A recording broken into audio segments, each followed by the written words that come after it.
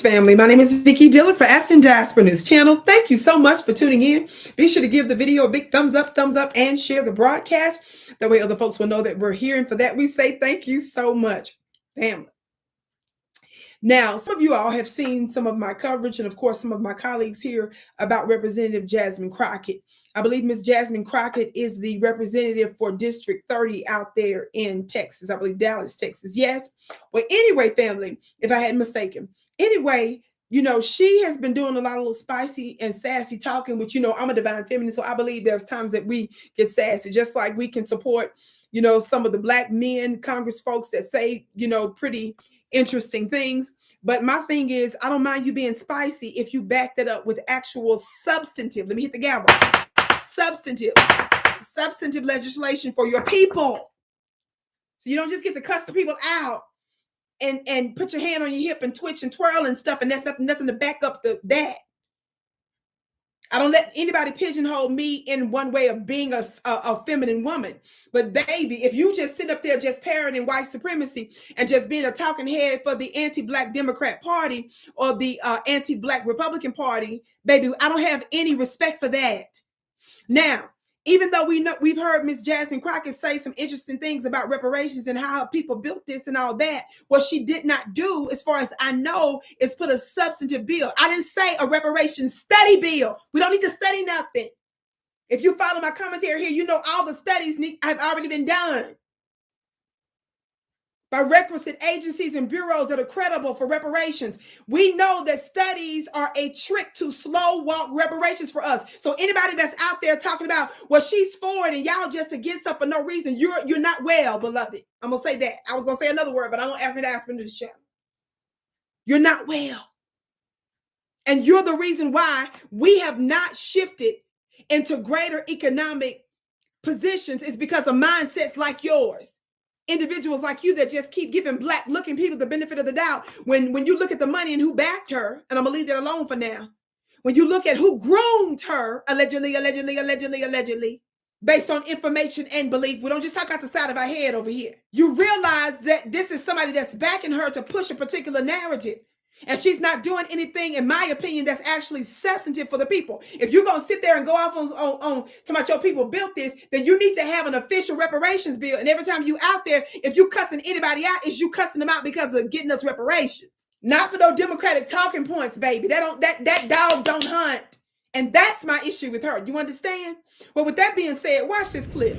We have tried to subpoena Elon Musk before. The Republicans did not want to do that. I don't know why you wouldn't want to have your main man come in and tell us about all the great work that he's doing unless he absolutely isn't doing any great work. So listen, I think that unfortunately we're going to have to wait until the Democrats are in the majority, which will hopefully be in the midterms. And then we can absolutely bring Elon Musk in and we can have him under oath and we can have him tell us about everything that he did, because as I've been home this week, to hear from my seniors that are concerned and don't have answers about how much information he had access to and what he did with that sensitive information, they are scared.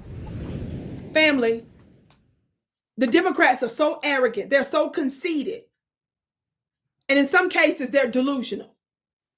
She's sitting up here saying that we need to, that she's going to unfortunately have to wait, she said, for the midterm elections so that Democrats can subpoena Elon Musk. Now, I'm all for subpoenaing Elon Musty. Talk Black to me. I am no fan of him or anybody of the system from any party that's sitting there playing in our faces, and he certainly is playing. I'm with her for that.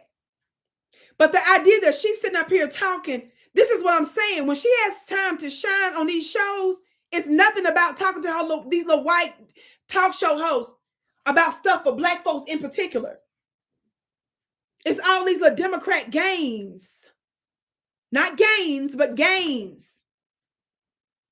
Now she's sitting here saying that she's got to wait for the Democrats to get back in power. Look, this is what we're trying to tell Democrats. Y'all would have never lost power if you deal with substantive policy for foundational Black Americans. You remember Miss Jasmine twitched herself out there to try to tell us all the wonderful things that the illegals have done for the country, and why we're going to be in a hell of a state that we're going to be in a hell of a state, and I'm paraphrasing there, because we want them out the country, the illegal ones. This is the losing strategy that the Democrats are still pushing. Now, and to the degree that they might win 1 or 2 little seats, to the degree they may even come out, because the numbers are real close, to be honest with you, in the House of Representatives. And let me just say this before I say this last part. The midterms for 2025, which typically when they do midterms, it's usually like an off year, an odd year number.